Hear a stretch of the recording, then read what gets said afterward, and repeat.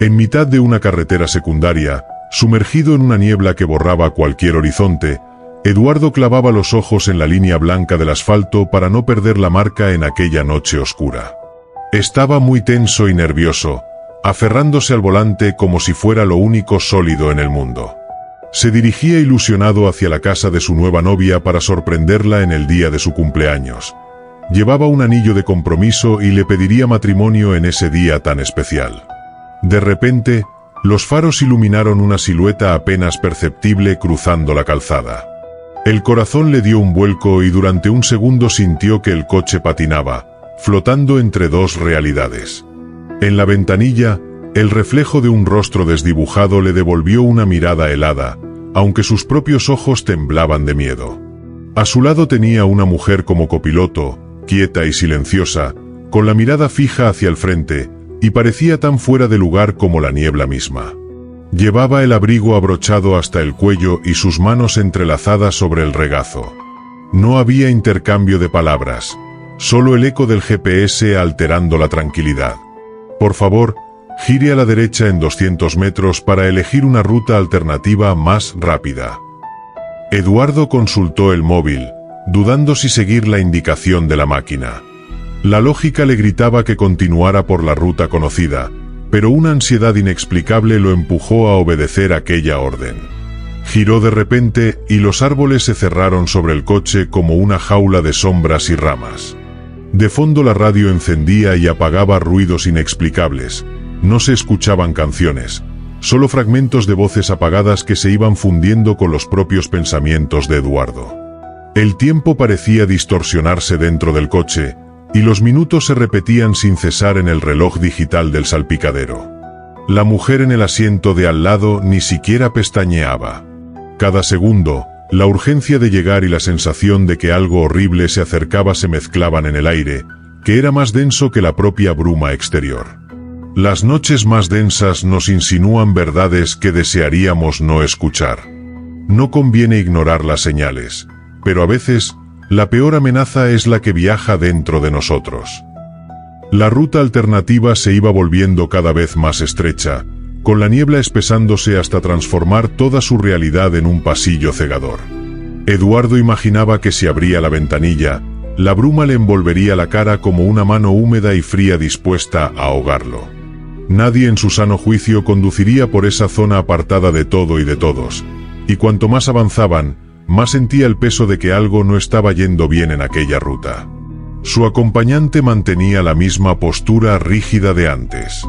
Eduardo se preguntaba cuántas veces habría pasado por situaciones tan incómodas como esa sin inmutarse. Intentó lanzar una pregunta al aire, algo que llevaba dentro desde hacía mucho tiempo, pero no pudo pronunciar ni una sola palabra, aunque tampoco hubo ninguna respuesta. El ambiente era tan denso que hasta la respiración parecía tener un sonido propio. El GPS, inmutable, repetía sus instrucciones con su tono metálico. Continúe durante 3 kilómetros y permanezca en este carril. Sin embargo, no había más que un carril, rodeado de árboles y una gran valla oxidada, como si hubieran entrado en otra época. La débil luz de la luna entrando en el coche iluminó por un momento algo en el suelo. Una bufanda olvidada, empapada de rocío, tan fuera de lugar como la actitud de su compañera de viaje. Eduardo trató de tranquilizarse, convenciéndose de que eran simples detalles de una noche complicada. Dentro del habitáculo la temperatura bajó y el vapor de su respiración creaba pequeñas nubes en el ambiente, y todas las ventanillas del coche empezaron a empañarse por dentro, aunque la calefacción seguía encendida. Por momentos, el parabrisas no dejaba ver nada más allá de la línea de su propio reflejo. Siguieron avanzando y un punto rojo se dejó ver en la lejanía, como el piloto de una cámara vieja. El GPS insistió con otra orden muy contundente. A continuación gire a la izquierda. Eduardo no recordaba que hubiera ningún puente en esa zona, pero la ruta se lo marcaba, y la duda, o quizá el instinto, le sugirió que no quedaban muchas más opciones. En un intento de distraerse encendió la radio, pero en lugar de música emitió un zumbido ensordecedor, seguido de frases distorsionadas que no consiguió entender. Apagó la radio de inmediato y miró, por pura inercia, hacia dónde estaba su compañera, pero ella ni siquiera pestañeó. Fuera del coche, los árboles formaban figuras que parecían moverse amenazantemente hacia Eduardo. De repente, y anudada en una de aquellas ramas, vio colgada una cinta negra como si señalara el lugar de una tragedia. Eduardo no dijo nada, se tragó el miedo y se aferró al volante. De repente, la niebla se hizo mucho más densa, y los faros solo alcanzaban a iluminar a un par de metros de distancia. En ese momento una figura apareció fugazmente justo delante del capó. Eduardo frenó con todas sus fuerzas, aunque el coche apenas disminuyó la velocidad, derrapando sobre la gravilla. Su acompañante seguía impasible, como si todo lo que ocurría no tuviera nada que ver con ella. Al fondo, un puente ruinoso surgió de repente. Y fue entonces cuando el GPS sentenció: ha llegado a su destino final. Eduardo juraría que había escuchado algún tipo de susurro que cruzó el coche de lado a lado, algo como una advertencia, o quizá una despedida. El motor rugió fuera de control, mientras el volante respondía cada vez menos. Fue aquí donde el terror se hizo físico y pesado, como si todos sus miedos se estuvieran haciendo realidad. Eduardo quiso dar la vuelta y escapar de todo aquello, pero la niebla y la carretera ya lo habían atrapado para siempre. Es fácil cruzar líneas invisibles sin darnos cuenta, sobre todo mientras nos convencemos de que todo sigue bajo control. Pero hay destinos sellados desde las sombras que solo se revelan cuando ya es imposible regresar. El coche ya circulaba sin ningún tipo de control, y avanzó más allá del umbral del puente, como arrastrado por una fuerza invisible. El volante temblaba bajo las manos de Eduardo, pero ya no podía dirigir todo aquello. Eduardo ya no controlaba su vehículo ni controlaba el destino que se le avecinaba.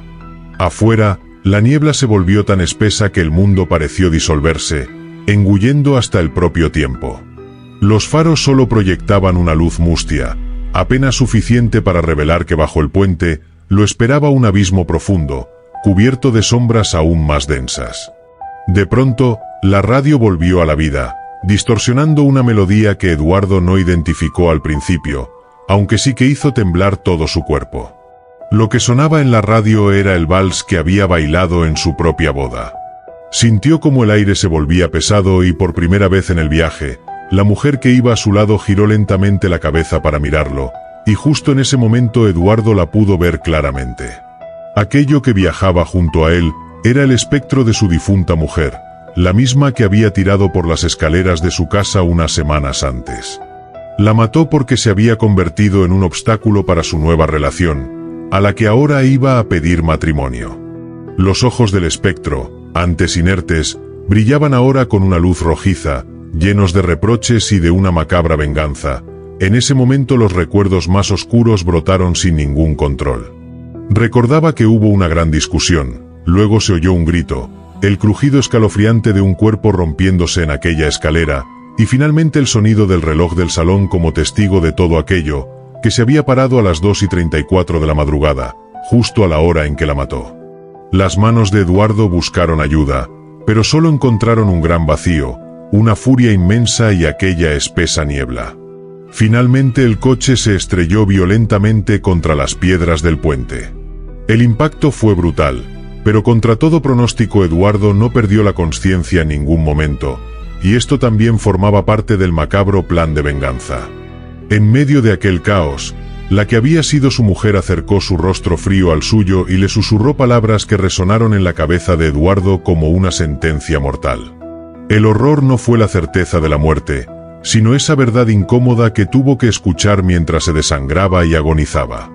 Escuchó todo lo que intentó borrar de su mente criminal, todo aquello que el tiempo y el miedo habían disfrazado. También tuvo que escuchar cómo se había olvidado de su antigua vida para empezar otra sin Laura, la que hasta entonces había sido su mujer, y la que ahora estaba llevando a cabo su venganza más terrible.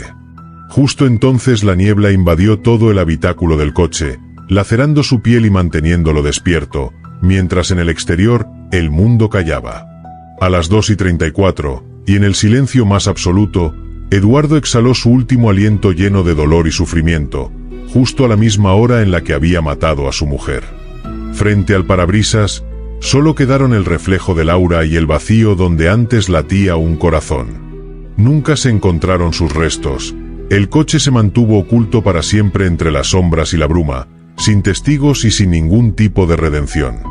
Pero la muerte de Eduardo no fue el fin de su dolor, solo fue el comienzo de su agonía.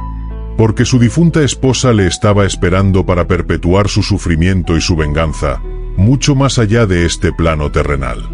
En ocasiones, el verdadero tormento no es la muerte, sino el instante en el que se revela todo lo que nos negamos a ver.